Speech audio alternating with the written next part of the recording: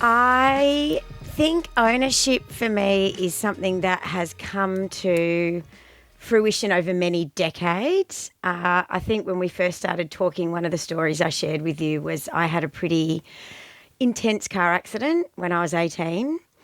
And I remember lying in the hospital bed afterwards. And I don't remember the exact thoughts that were going through my head, but I remember this moment where it was kind of either the victim mentality of why did this happen to me? How did it happen? I was the passenger. So literally, it happened to me. Or having this opportunity to say, no, I'm going to own my recovery.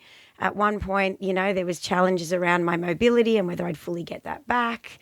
I'd had some pretty hectic operations to my face.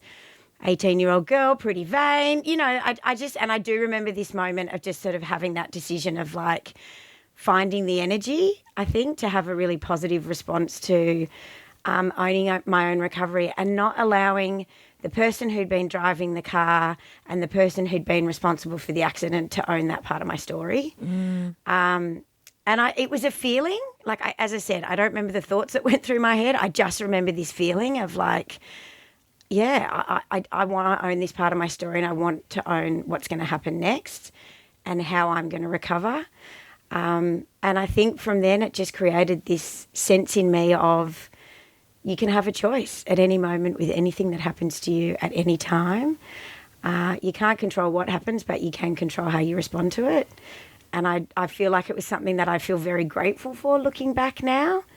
Everything that happens to you gives you an opportunity to learn. And I do have a lot of gratitude for that experience because I think having happened to me so young, a lot of people don't get the opportunity to have those sorts of feedback loops until they're much later in life.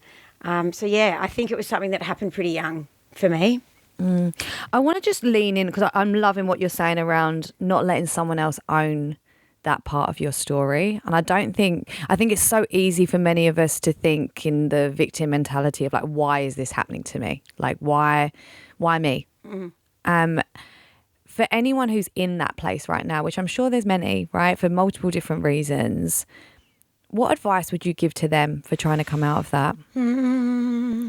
I've listened to a lot of content in this space, as you know. I'm a mad podcaster. And I do a lot of work around self-development and self-awareness, and I will never put it as articulately as some others do.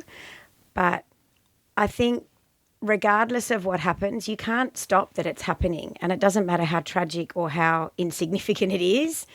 But you can control how you respond to those sorts of things. And I think one of the things that I read that was the most enlightening for me is whatever happens to you, whether it's tragic or sad or whatever it might be, you obviously have to have a period of time to have an emotional reaction because no one's going to sit there and go, I've just had something terrible happen and I'm not going to not feel sad or frustrated or angry or whatever the sort of suite of emotions are that you're going to go through.